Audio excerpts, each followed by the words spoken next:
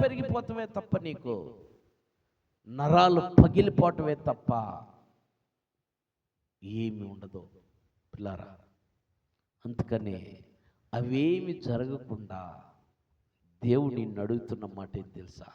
మొదట నా నీతిని, నా రాజ్యాన్ని వెతుకు. నా నీతిని, నా రాజ్యాన్ని వెతుకు. చూడు, అప్పుడు నీతి న్యాయములను అనుసరించి నడుచుకున్నట బలులు అర్పించుట కంటే యెహోవాకి ఇష్టము. 4వ వచనం చదవమ్మా. అహంకార దృష్టియో, గర్వము హృదయమును, భక్తిహీనుల క్షేమమును పాపయుక్తములు. అహంకార హృదయము, అహంకారంతో ఉంటావు నువ్వు. అహంకారులు ఏం చేస్తారు? మనుషుల్ని లెక్క చేయరు, దేవుని సన్నిధిని లెక్క చేయరు. ఏందంట, ఈ వారం బాగోతే ఏమైంది, వచ్చే వారం పోతాంలే. ఏందంట, మేము ఇప్పుడు చీరాలు వెళ్ళాల్సిందే, లేకపోతే ఇప్పుడు నేను హైదరాబాద్ వెళ్ళాల్సిందే, లేకపోతే నేను ఇప్పుడు ఇంకోసాటికి వెళ్ళాల్సిందే అని అహంకారమైన ఉద్దేశంతో నువ్వు ఉంటావు. అహంకారం దేనికి సాదృశ్యం తెలుసా? నా ప్రియమైనటువంటి సహోదరి సహోదరుడా, పడిపోతానికి సాదృశ్యం. అహంకారం మీన్స్ గర్వం, పడిపోతానికి సాదృశ్యం. దేవుడు నిన్ను నిలవబెట్టి, దేవుడు నిన్ను లేవనెత్తి, దేవుడిని ఒక ఉన్నతమైన స్థలంలో నిన్ను కూర్చుండబెట్టి, ఒక ఉన్నతమైన స్థలంలో నిన్ను నుంచోబెట్టి, నీకు ఇచ్చిన పనిలో, నీకు ఇచ్చిన వ్యాపారంలో, నీకు ఇచ్చిన ఉద్యోగంలో, నీకు ఇచ్చినటువంటి ధన్యతలో నువ్వు వాటిని కాళ్ళతో కొట్టుకుంటే నువ్వు పడిపోక ఏం చేస్తావు?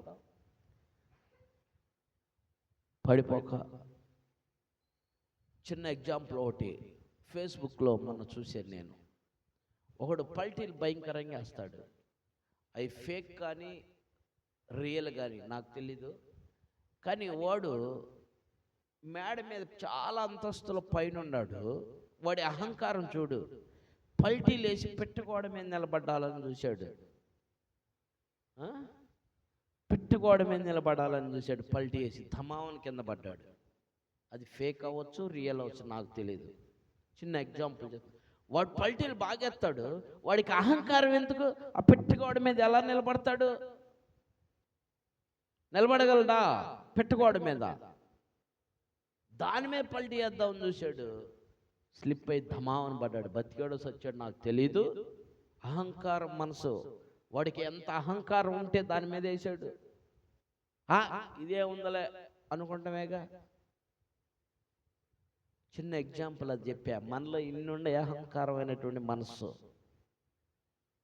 ఇప్పుడు పాడిపోతే ఏమైంది, ఇప్పుడు వెళ్ళకపోతే ఏమైంది, టయానికే వెళ్ళాలా, టయానికే ఉండాలా.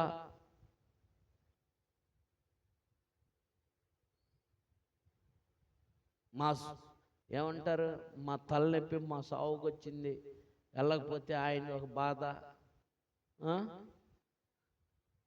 ఇప్పుడు దాకా పని చేసుకొని వచ్చాడు పెట్టాడు అబ్బో అని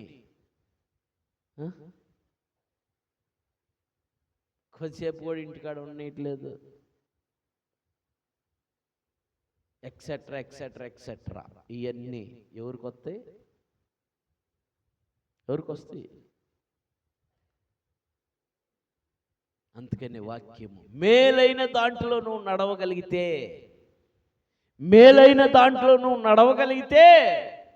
ఇవన్నీ కూడా నీకు, ఇలాంటి థాట్స్ నీకు రావు. మేలు కాని వాటిలో నువ్వు నడుస్తూ ఉంటే ఇవన్నీ నిన్ను పట్టుకొని అయస్కాంతానికి అతుక్కున్నట్టుగా.